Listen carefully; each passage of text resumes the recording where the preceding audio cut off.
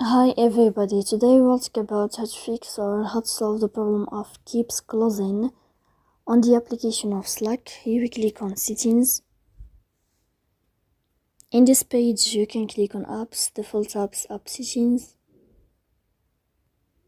And above you can search about Slack app and you will enter. Then you can click on first stop and you can click OK. After that you'll enter to the window of storage. Here you can click clear cache. In the end you can turn off your Wi-Fi and you can turn on your Wi-Fi again to fix that problem. So please don't forget to support us by like and subscribe.